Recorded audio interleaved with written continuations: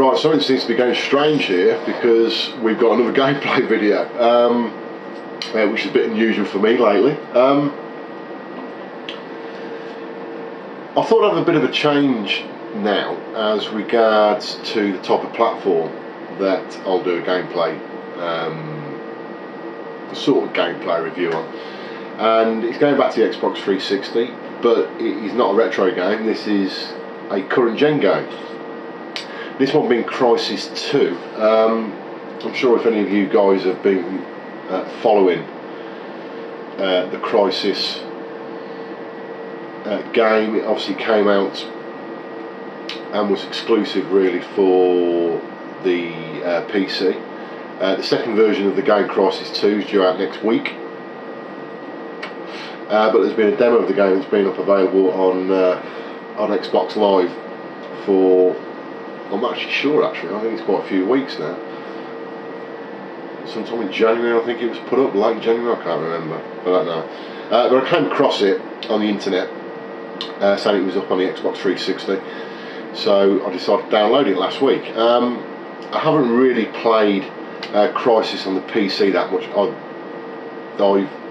bought it, I had it when it came out, as much as I think every single other person out in the universe that had a PC that could run Crysis, because obviously there was quite a bit of a palaver really about the release when it came out originally as regards to the graphic style of it and the quality of the graphics, but you needed a absolutely monumental PC at the time to actually run it at decent speed. And even nowadays, I can't think when that game came out, it was a few years ago, and you'll actually struggle to actually run it nowadays, even on the current platforms. Sorry, the current spec of PCs, video cards, etc. But anyway, that's by the by. It's been released on the home console front, on the PlayStation 3 and the Xbox 360. The interesting one about this now is that it's actually been redeveloped from the ground up for consoles, which is really good news for console owners, but it's caused a bit of a bitch slapping fight with the PC nerds. I call them nerds because the people, if you look on the internet, you'll see a lot of arguments going on saying that the current demos that are around at the moment, it's also available on the PC, or the PC version has been leaked, that they're basically up in arms, saying, oh, it's been released on a console and the PC port is being strangled because of the console port. It's not as good quality on the PC as what it should be or what it could be. Well, you know, who gives a shit? I mean, really, at the end of the day, who cares whether or not the shadows or the textures look better on the PC version, you know? If you feel absolutely adequate in your life that you have to go out and you have to buy a PC that's worth £2,000 or whatever, graphics power, just to be able to play this game, that is entirely down to you guys. And if you think you need that in your life, fair play to you. Personally, I don't care. I'm into games for what they are, games. I don't care what platform they're on. And really, for the masses, you know, this has definitely been the best way forward for that type of game, because the fact it's being bought to normal people now on a console. Yeah, okay, consoles aren't as powerful as a you know, it's a decent PC, but you know, who cares? Who cares? As long as we can play the game, who cares? If I want to go and buy the PC version, I will do, but I certainly won't after playing the demo release of the console version. It's not worth me doing it. But you know, I understand there's arguments for and against it, but you know, who cares at the end of the day? Now, I've played the game, but only very briefly. And with the demo version you don't get the full game as regards to the facilities in there. You're basically locked into the deathmatch or campaign. You're locked into the deathmatch multiplayer game. So you don't have the campaign mode, which is obviously a single player version of the game. So I haven't got a clue how that plays. But as with a lot of these types of games, the real gameplay is when you're playing as a group of people against another group of people. That's where they really come into their own in effect. So I've done a short gameplay video, and it is it is chronically short because I'm absolutely gash at this game at the moment. I haven't really put any time into it. But it looks really nice, and it plays well. I think it plays well, and I'll certainly get this when it comes out on general release, which is penciled in, I think, for the end of next week, 25th of March, I think. So anyway, I know this is a slight move away from some of the retro stuff I've been doing recently, but again, it's all about sort of mixed console platforms and genres and all that lot. So anyway, hope you find the video useful, and I'll see you again soon.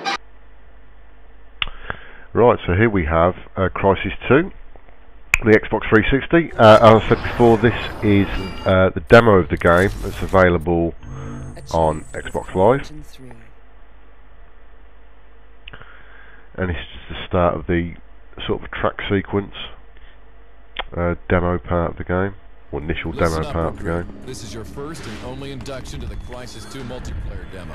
Sit up and pay attention. So it's just setting the scene a bit here, really, as regards to giving a bit of background about what the game is, and certainly specifically what this demo is. Probably in pieces. First up, the map you'll be playing is called Skyline. It's on a rooftop in New York City, so I hope you don't mind heights. When you hit the ground, you'll encounter a variety of terrain. Familiarize yourself with any vantage or choke points if you want to stay alive. Now, right, so we'll end that fairly shortly just here to actually start the game off. Is a game changer. Every soldier is issued with a state-of-the-art battle suit. The suit uses nanotechnology to enhance your fight.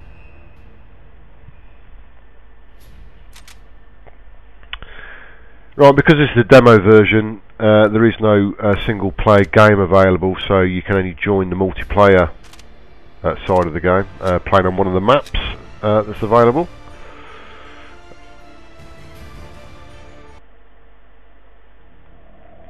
So it's just logging on there to servers. I've actually cut a bit out of this because it can take some time to log onto the servers, you know, a minute or so. So I've edited the video for that purpose.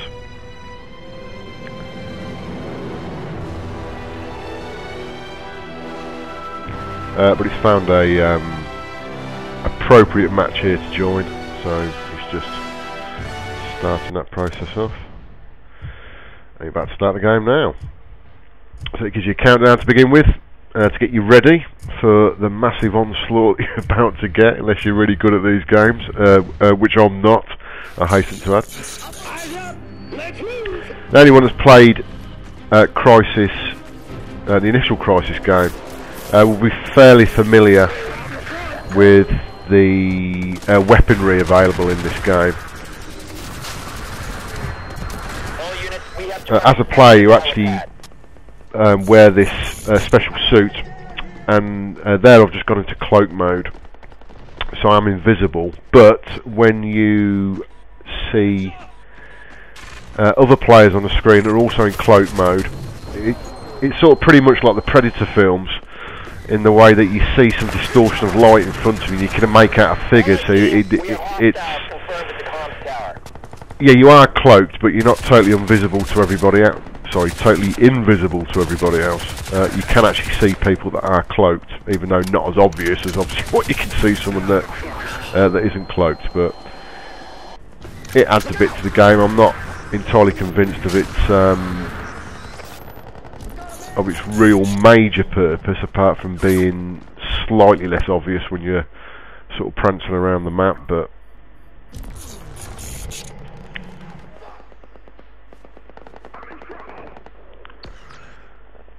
now, it's because this is the multiplayer version. You're basically there as a team. There's several of you on each team, and the idea is to kill as many of the opposition as possible. As soon as you get killed, you immediately respawn back onto the same level. An actual level for a demo version isn't that bad, actually. It's not massive, but you've got a number of insides to a few of the buildings to roam around.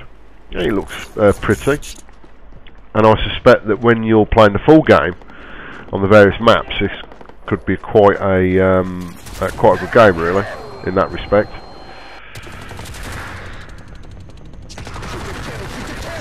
I'm not sure it's quite as good as Call of Duty. I think that plays really, really well on multiplayer games. Enemy radar uplink detected. But this certainly isn't a bad game by any stretch of the imagination. I wouldn't say it's the best first-person shooter out there. It'll be interesting to see what the single-player campaign mode's like. That will undoubtedly be the first part of the game that I'll play first when it's on general release. Right, so there's an enemy up there. Just saw him. And I've sort of bottled it a bit there.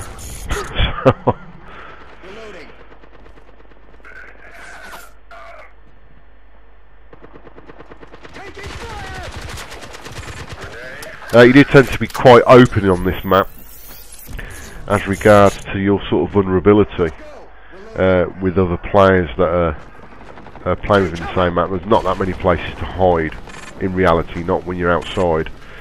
So it's basically the person that's the quickest and the most accurate shooting, really.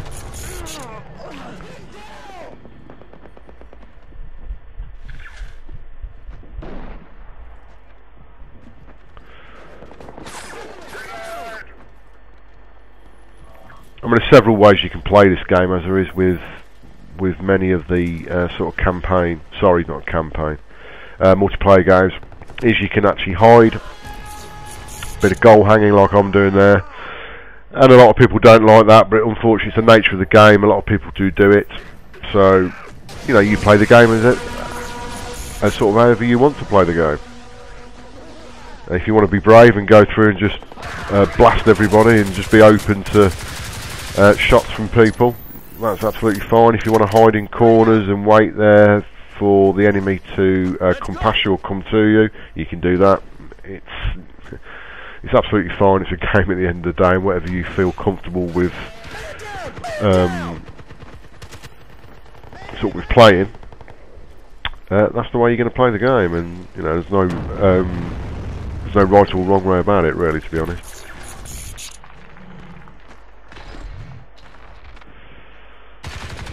So that's a very, very short, quick gameplay of the demo version of Crysis 2.